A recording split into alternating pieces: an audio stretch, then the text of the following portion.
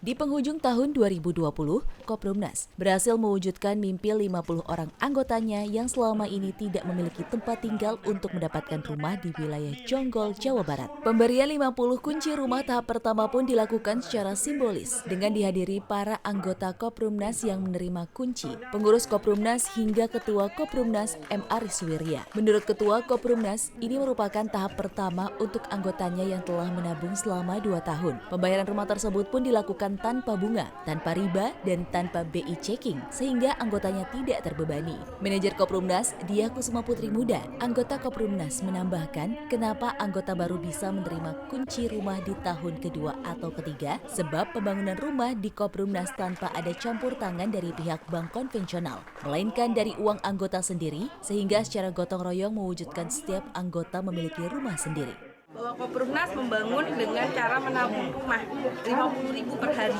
2 tahun mereka istiqomah, tahun ketiga mereka dapat rumah. Pasti itu Bu ya? Itu udah pasti insya Allah. Karena kami di sini melihat ketepatan mereka dalam membayar. Dan ini semua orang pilihan. Sementara menurut salah satu penerima kunci, ia yang merupakan seorang guru bimbel sangat bersyukur adanya program rumah tanpa riba dari Koprumnas. Sebab suaminya yang pegawai serabutan tidak memiliki slip gaji sebagai syarat pengambilan rumah bila melalui developer.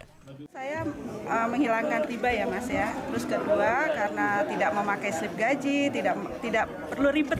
Cukup KTP dan istiqomah itu intinya. Perumahan yang dibangun Koprumnas sendiri telah ada di 37 provinsi di Indonesia. Untuk di wilayah Bogor, Koprumnas telah membangun 4.000 rumah yang tersebar di Kecamatan Jonggol, Sukamakmur, Citerep, Rumpin, Gunung Sindur, dan Ciampea. Kedepannya, Koprumnas juga menawarkan pembangunan untuk para anggotanya yang telah memiliki tanah, namun tidak bisa membangun rumah dengan skema yang adil bagi kedua belah pihak. Tim Liputan melaporkan.